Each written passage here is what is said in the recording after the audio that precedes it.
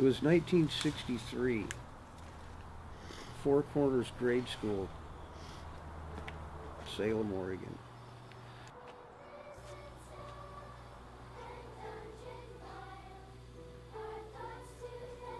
On one certain Friday, we had show and tell. I wanted to show a family heirloom. I had to take photos of it. I wasn't allowed to take it to school. Imagine nervous 8-year-old kid standing in front of the whole class with all his friends. The teacher calls me a liar. My name's Brad Starkey. I was born in Oakland, California, Alameda Naval Base, and I grew up in Salem, Oregon. My grandparents were dental technicians and rock hounds and made jewelry for a hobby. His name was Henry P. Lowen.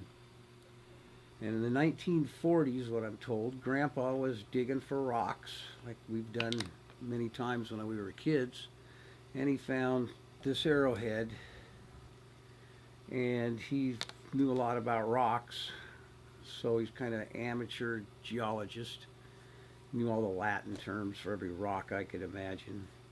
And over the years, he let us kids play with it a little bit and show our friends, and we always told him Grandpa had the biggest arrowhead in the world, because as far as we know, that's what it was. Well, after my grandparents passed away, because I took an interest in it in grade school, he gave it to me. I took it to Artifact Identification Day at the Burke Museum in Seattle, because I live in Seattle now. I'm a disabled king crab fisherman from a car wreck in '91, but I haven't been getting up and around too much since that event. I've mostly been bedridden 23 years. Migraines and horrible pain every day, but everybody we showed this to is their jaw drops and they're in absolute amazement. In fact, when I tell them about it, most of the specialists or collectors are real sarcastic when I tell them, okay, let me see this biggest arrowhead in the world. When I brought it in there was a line all the way out to the street, 3 people, and we made it mostly through the line, and they saw us there because I had called them and told them I was coming with this, and they flagged us into the front, and they probably had 30 different tables there of different specialists for artifacts. And when I unveiled this, it shut down the whole show completely, and all the specialists from all the table gathered around our table in amazement and oohing and on about this 23-inch biface, not obsidian, but they call it bolsite or something like that. I probably said it wrong. I can't think of the name off right hand, but you can tell by looking at it, it's not obsidian. And they told me it was really valuable and really rare. And they said there's probably only 12 people in the world that know the rarity and why this is so rare. And it's because these flakes are so large for each strike. For someone to chip this out had to be an arrowhead maker type guy that was like someone cutting the Hope Diamond, I guess you'd say, because each strike is perfect, and they cut big flakes off, and today when you see them, they're all little tiny flakes.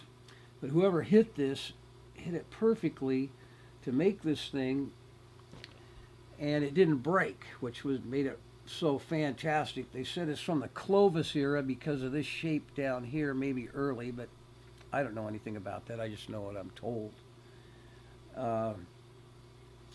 But it took a real skilled person to make this. It probably was handed down through generations in their family.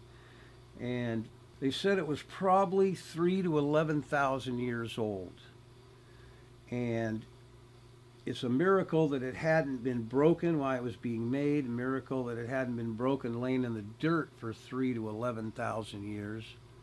And a miracle we didn't break it when we were kids playing with it or taking it to school or even bringing it here, because I just wrapped it in a towel when I brought it to Artifact Identification Day and put it in a backpack. And they thought, oh my God, you got to put this in a metal box and lock it and secure it and foam, and because if it's broke, then it's useless. But now it's in pristine, perfect condition, 23-inch biface arrowhead, 3 to 11,000 years old. So at first they wouldn't tell me the value of it because that's something they don't do at museums. But she was so worried that I might break it or not treat it with the respect that it's due. She took me aside at the end of the show and told me it was priceless, and she would guesstimate that it was between $5 and $40 million for this. And that's when me and my son, our jaws hit the floor. And since then, I've wanted to try to market this and show it. And I contacted Christie's and Butterfield, and they had never seen anything like this because it's the only one, so they didn't have anything to go by. So they couldn't offer me anything of value for it. But I'm going to stick with the experts and believe what they told me. So I took detailed pictures of it and sent them into the Smithsonian and said it's authentic and they would like to see it. That's what we're going to try to do now, is get it in a museum somewhere, probably in Oregon first because that's where it came from, and then just see where this journey takes us. Again, my name is Starkey. I'm in Seattle, Washington. Thank you.